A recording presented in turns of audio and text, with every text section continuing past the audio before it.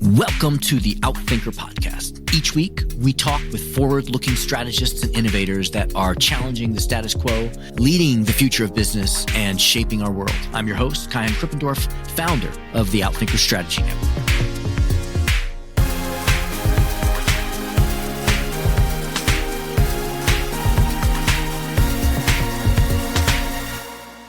Francesca Gino is an award-winning researcher who focuses on why people make the decisions they do at work and how leaders and employees can have more productive, creative, and fulfilling lives. She's the author of Rebel Talent, Why It Pays to Break the Rules in Work and Life, Sidetracked, Why Our Decisions Get Derailed and How We Can Stick to the Plan, and numerous articles that have been published in Harvard Business Review and other top business publications. She's the Tandon Family Professor of Business Administration in Negotiation, Organizations, Markets at Harvard Business School, also affiliated with the Program on Negotiation at Harvard Law School, as well as the Mind, Brain, Behavior Initiative at Harvard and the Behavioral Insight Group. She co-chairs Harvard Business School's executive education programs on behavioral economics, which, by the way, are now focused on how to apply behavioral insights to organizational problems and driving profitable growth. Francesca has been honored as one of the world's top 40 business professors under 40 and one of the world's 50 most influential management thinkers by Thinkers 50. She has also won numerous awards for her teaching, including the Harvard Business School Faculty Award by Harvard Business School's MBA class of 2015. Her studies have also been featured in The Economist, The New York Times, Newsweek, Scientific American, Psychology Today, and The Wall Street Journal. And her work has been discussed on National Public Radio and CBS Radio. In this podcast, she shares why curiosity is so critical for your career and the future longevity of your organization. She offers some simple, practical tips that you can take to express more creativity and curiosity at work, and similarly, how your organization can unlock greater curiosity throughout their organization. Finally, she shares her definition of a rebel and argues why you should consider becoming one. Ladies and gentlemen, Francesca Gino. Francesca, thank you so much for being here with us and taking some time to talk to us. It's great to have you. It's great to be here. Thank you for having me. So we always like to start with something a little personal. So I'm going to ask you to complete a sentence for me and with nothing to do with your work necessarily. People who really know me, they know that. Why would you complete that? I drive a race car. What? Wait, tell me about that. I grew up in a family who used to sit down on Sunday afternoon. This was primarily my dad and my brother watching Formula One. And so I always got interested in engines and speed. In the family, I was the one when the car broke down and my mom was driving. I was the one solving problems. And so I just got very interested into that. And so when my husband asked me to get out of the house and go buy a car because we really needed a second one with a family of 6, I came back with a Volkswagen that is actually a race car. So he's a very big guy. And so he said, I can't fit. And I looked at him, was like, I don't care. It's my car. It's not for you. Was it like an old Carmen Ghia or what was it? No, it's a Volkswagen Rabbit, but it does have seats of a race car and definitely the engine. Sounds like a scene out of like Fast and Furious is what I'm envisioning. You know, your work is in organizational design and psychology and behavioral sciences. This is a topic on strategy, but you talk about things that many strategists are interested in. So my question is, and I ask this question of everyone, and I always get different answers, what would be your definition of strategy? My definition of strategy is to be intentional and thoughtful about what we want to achieve and how. And I like to think of strategy not only at the level of what's the right strategy for the organization, but also at the level of us as individuals. And so I think a lot, and this is the time of the year where I sit down with myself and say, okay, what do I want to achieve this year? And what's my strategy? What are the decisions that are needed that I'm going to take with intentions and thoughtfulness that are going to allow me to achieve my purpose or my set of goals? Love that. So then it starts with purpose and goals. Exactly. But you teach things that are actually not in those spaces. So I know that you're researching and aware and thinking about things broadly. But so I want to know, what are you known for? I know you for rebel talent, and I know you for your work and curiosity. Would you say those are things you're known for, or what else are you known for? I think that you're capturing those two ideas. I've talked a lot about them in the last few years. In general, I'm known as the person who is interested in tackling problems that are on the minds of leaders today, and doing so by acknowledging the importance of our human nature. I find that in a lot of work that I do, the problems are often caused by something that we can fix and we understand better if we really think through the psychology behind it. So, for example, with rebel talent, what I was struck by is leaders in organizations, employee in organization, falling into this routine that became comfortable and familiar, but stopped asking why or what if. And so as I was visiting organization, I kept looking for processes or ways of working that to a person who didn't work there really made little sense. And then I would ask, why do you do things that way? Always the same answer. We've always done it this way. And so I was curious to try to understand, why is that such a common answer? What is it about our human natures, but also organizational practices, that puts us in a spot where that is the experience? We end up taking things for granted rather than coming to our work and the problems that we face with the same type of awe and curiosity that we used to have when we were little kids. I absolutely see why that's important from a personal level and a human level. And that's enough reason for that to be an important problem. But why is figuring that out also important for an organization? It is really important because I find that when we can understand really the root of the problems that leaders and employees face, we can then better identify strategies and tactics that can help. Because those strategies and tactics often work in contrast to or pushing back on the psychology that comes so naturally in our being human being. And so, for example, just to stick with curiosity, one of the things that I realize is that often the reason why in a meeting, in a brainstorming sessions, or in the day-to-day work of an organization, the reason why people tend not to voice their ideas is that they fear judgments. So you don't want to suggest different ways of working or doing because you fear that others will judge you. That's very much a psychological state. But knowing that that is the case, you can work with the idea that I love that judgment and curiosity can't coexist. And so you can bring in curiosity and avoid judgment. And so if I were to then train people on how to bring their contributions forward, would be by encouraging more curiosity, or even bake curiosity into the way they suggest ideas. And so say, one of the things I'm curious about is why we're not considering factor X. And all of a sudden you have a totally different reaction, not judgment, but people engaging with you. How would you then, if you're on the receiving side of that curiosity, how can you encourage people to feel comfortable being curious? There are different ways that sometimes I tried in real organizational settings. One thing to point to is that curiosity is contagious. So if I'm the first to ask questions, to show interest in what you're saying, you're much more likely to replicate with the same approach, to sort of mirror my posture of curiosity in a way that helps that relationship or that interaction. I often also work with leaders by using a tactics that I think is cheap, easy to implement, which I think is what you want to see in moments of potential change. Make it easy. And it's the idea of giving people learning goals. So in a lot of organizations, we have our goals for the years. They are usually very performance oriented. They're objectively measurable. But adding learning goals, it's really important because it helps people keep asking questions. So they stay curious. As it turns out, also the research points to a really interesting insight, which is you also end up performing better in your job.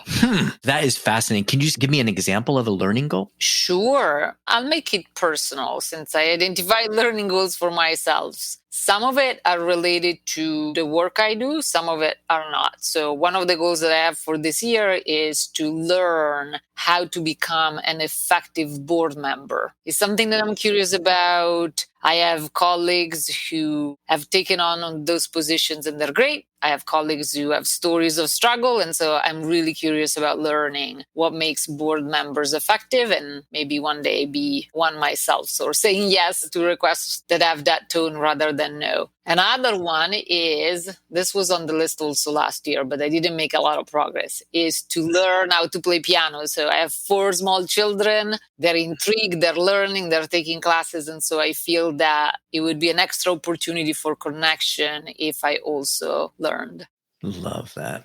Yes, I love that. So what you kind of point to, I think, is you write a lot about what a leader can do in his or her behavior, mannerisms, how they can mirror the kind of curiosity that they want to engender, and then it becomes contagious. For someone that's in a strategy role that maybe doesn't have a lot of direct control or doesn't have a lot of direct influence, but can influence the systems, one thing that you're pointing to is, what if we put into the cascading of objectives, learning objectives, and not only outcome objectives? Have you come up with anything else like that that's sort of systematic that we might consider as a leverage point? So I think that that is where you see, in general, more likely success in change initiatives, that you somehow train, teach, educate leaders to show up differently in their work, but then you trigger reflections or provoke a thought on what are the processes and systems that could in fact change to support what you want to see differently happen in the organization. It's interesting that learning objectives could actually be a systemic level change. Because again, when I think about a lot of organizations, many of the HR processes that I have had a lot of experience with or studied are processes that involve conversations around objective performance goals for the year. And so systematically, let's make that change. And then a leader can reinforce those behaviors in moments of a meeting or interactions, asking people what it is that they're learning, or is there another way to approach these problems? And so they broaden the conversation in a way that allows for more curiosity. Yes. I could think from a strategic perspective that it's kind of like doing something that creates option value, that you don't know how it will be ultimately deployed or used, but it buys you the option to do so. This is sort of a tactical question, and I don't know if you have an answer to it, but I would imagine that if you're coaching someone to include learning objectives in addition to outcome objectives in their own goals or in that of the people that they are managing, there's probably like a gray line between a learning and outcome objective. So I would say play piano in front of 100 people by December 31st sounds like an outcome, right? But not so much a learning objective. How would you distinguish between those two? It's interesting because sometimes the difference is in how you state it. So my learning objective of I want to learn how to play the piano, it's more about the discovery. It's more about the joy of doing it rather than being measured in such a way that leads to a different conversations or puts me in a position to experience greater potential in promotions. And so it's really for the sake of discovering and filling some curiosity that you have about your abilities or expanding your interests. That's the distinction that I would keep in my own mind. And sure, maybe your learning objective or the skill that you're developing or the interest that you're taking on might translate down the line into something that is more objective. So I'll give you a quick example. For an organization, I work with managers to help them have this type of conversations. And some of these conversations were happening in 2020 and 2021. And so some of the learning objectives that people had were related to issues of diversity and inclusions. And so they would say, as a learning objective, I want to educate myself about race or racial disparities in the United States. And I might be doing so by reading certain books that are in that category or in that field. And so you could imagine that that is something that improves relationship at work, that allows you to collaborate with people more effectively in a way that ends up up in an outcome that is measured. But that's not the why you're doing it. So that's what's different. The intrinsic value of the pursuit. I read something about one of your fellow Italians, Leonardo da Vinci, and it was a piece on his notebooks and just how curious he was about so many things that were just across many, many different domains. And he had like tens of questions every day that he was exploring. Yeah, I think that that's how you build that muscle. Actually, I should have said you rebuild that muscle, because curiosity, we're all born with it. If I look at my 4 children, they're all quite young. It's the land of curiosity and pushing boundary and asking questions and experimenting constantly. But as we grow older, we then fear being judged. And so we stop asking. We get focused on performing rather than exploring. And it's interesting that when I was looking at children development and some of the data and the literature in that field, I was struck by the finding that curiosity peaks at the age 4 and 5, and then it declines steadily from there. But I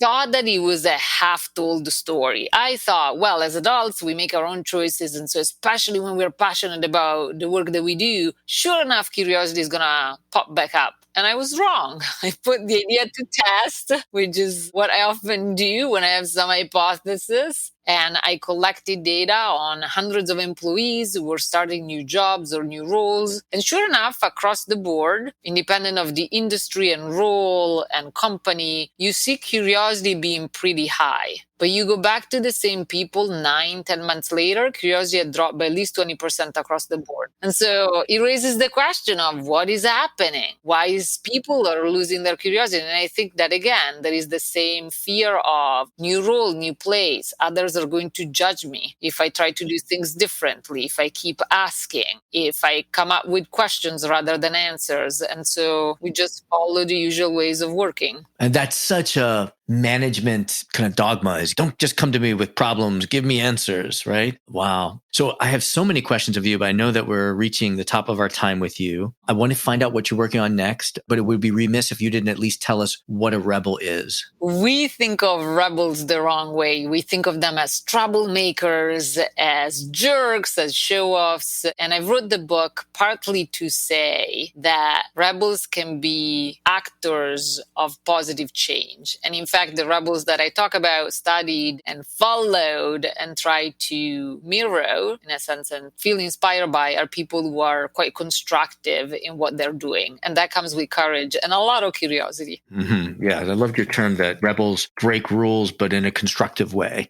Just tell us what you're working on next. I know that you're doing things on behavioral finance applied to organizations, and I'm seeing inklings of things. So what's your next research area? What keeps me up at night these days, and I'm researching, writing case studies on both at the level of leaders and organization, is ways in which we can talk across difference and interact across difference more effectively. So in a world that seems quite divided, where people have very strong preferences, how do we truly create value out of those differences rather than experiencing them as a barrier? Some of it is exploring differences of opinions and why in certain cases you end up in heated conflicts versus productive debates. And some of it is connections that leads to pretty remarkable collaborations where you really get to see amazing synergies. Why is it that incompatibilities lead to that and create a lot of value? When does that happen and when it doesn't? That sounds,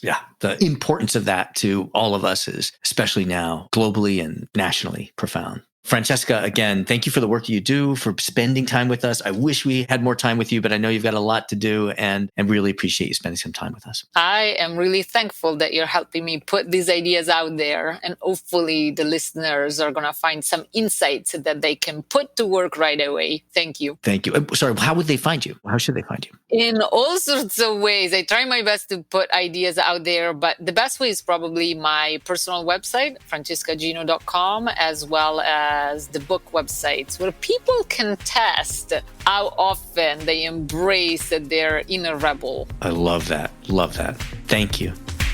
Thank you to our guest. Thank you to our producers, Karina Reyes and Zach Ness, our editor, and the rest of the team. If you like what you heard, please follow, download, and subscribe. I'm your host, Kaihan Krippendorf. Thank you for listening.